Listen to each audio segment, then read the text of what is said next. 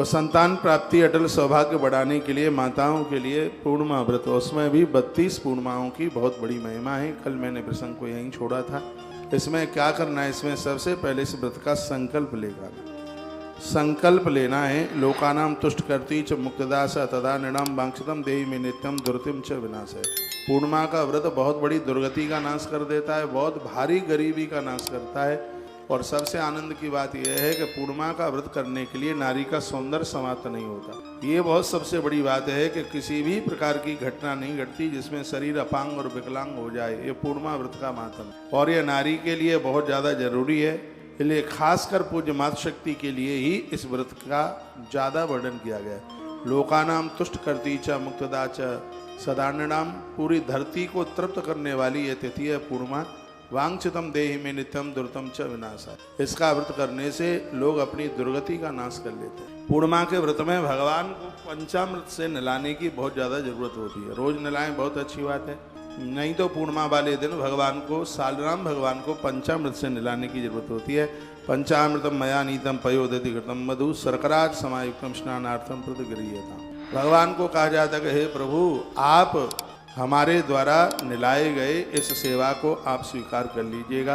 पूजा जब पूरी हो जाती है तो प्रार्थना की जाती है। क्या की जाती है प्रार्थना? सौभाग्यम चापि वेदव्यम पुत्रम पौत्रादिकम सुखम। क्या कहा जाता है? मेरे घर में जितनी भी बहुएं चल करके आए हैं, बहुओं की भी बहुएं चल करके आए हैं, हे पूर्णिमा माता, किसी भी हमारे परिवार में नारी को वैदव्य मत होने देना, यानी उसकी मांग का सिंदूर मत उड़ने देना। ये प्रार्थना की जाती है।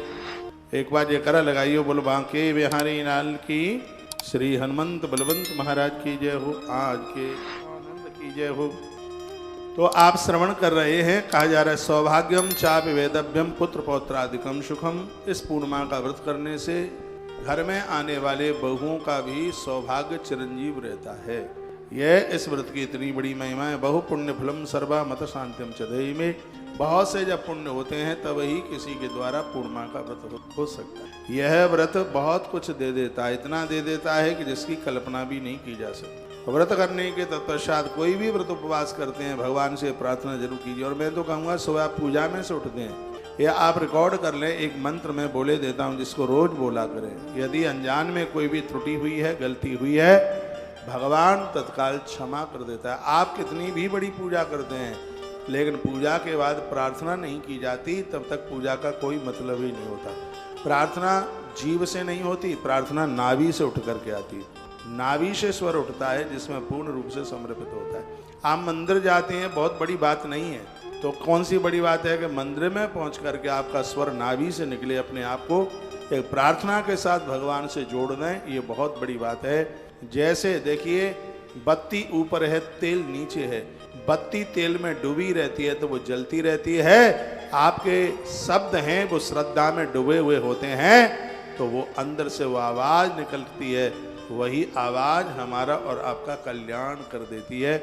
वही आवाज़ प्रार्थना बन जाती है। जैसे बत्ती तेल में या घी में डूबी है तो उसका प्रकाश एक विशेष होता है, उसी प्रकार से हमारा और आपका शब्द जब श्रद्धा में डूबा हुआ होता है, फिर जब वो शब्द निकलता है, वही प्रार्थना का रूप धारण कर लेता है। तो ईश्वर के प्रति कोई भी व्रत करते हैं, आप उपवास करते हैं, पूजा पाठ करते हैं, उसके बाद हाथ जोड़कर भगवान को कहिए, मंत्रहीनम क्रियाहीनम भक्तिहीनम यदीश्वरी पूजतासी महादेवी संपूर्णम च वदस्वमी। पूर्णिमा साक्षात देवी है। 3 बहनें हैं, एक है पूर्णिमा और एक है अमावस्या और एक है संक्रांति। तीनों की चर्चा आज मैं आपसे करने वाला हूँ। जितनी देर तक आप 1 बजे तक कथा चलेगी, जितनी देर तक आप बैठे हैं और आप बहुत आनंद के साथ में बैठिए, श्रद्धा के साथ बैठिए, जितना मन लगे उतना सुनिए, लेकिन सुनिए। ब्रह्म वैवर्त पुराण में पूर्णिमा व्रत की महिमा का वर्णन किया है। भगवान श्री कृष्ण ने पूर्णिमा की कथा माता यशोदा को सुनाई है और सबसे ज़्यादा विस्तार नारद पुराण में पूर्णिमा व्रत का है, जहाँ भगवान श्री कृष्ण माता यशोदा का अद्भुत संवाद है, जहाँ पूर्णिमा की कथा सुनाई गई है। क्या क्या यशोदा मैया ने पूछा, तब भगवान श्री कृष्ण ने उस कथा को सुनाया, वही अब हम और आप यहाँ से चर्चा कर रहे हैं। 23 तारीख को पूर्णमासी चल करके आ रही है, यही 23 तारीख और बुध पूर्णिमा है। महात्मा बुद्ध को भगवान का साक्षात्कार हो गया, साक्षात भगवतीय दर्शन हो गए। इतनी बड़ी महिमा उस पूर्णमासी को ही, पूर्णिमा के ही दिन उन्हें भगवत साक्षात्कार हुआ। पूर्णिमा के ही दिन भगवान व्यास धरती पर चल के आए और पूर्णिमा के दिन ही बजरंगबली हनुमंत लाल जी महाराज धरती पर आके प्रकट हुए। पूर्णिमा के दिन मेरे गुरुजी भी पूर्णिमा के दिन धरती पर आए हैं, कार्तिक पूर्णिमा। तो जो भी ये पूर्णिमा है वो पूर्णिमा अपने आप में बड़ी अद्भुत है। गुरु नानक देव भगवान भी पूर्णिमा को ही धरती पर चल करके आए।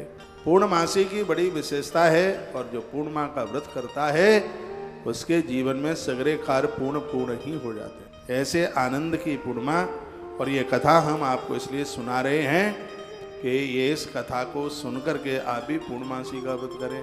जो कुंवारी बेटियां कन्याएं पूर्णिमा का व्रत करती हैं उन्हें अच्छे घर और वर की प्राप्ति होती है। विवाह के तत्पश्चात हर नारी को, वैसे तो 32 पूर्णिमा की बात कही गई है, 32 नहीं कर पाते हैं तो 12 पूर्णिमा जरूर कीजिए, वैसे तो 32 कीजिए। विवाह के तत्पश्चात आप ससुराल में पहुंचे हैं तो अपने इस व्रत को मत छोड़िए। 32 पूर्णिमा उसकी महिमा में आपको बताऊंगा, निवेदन करूंगा।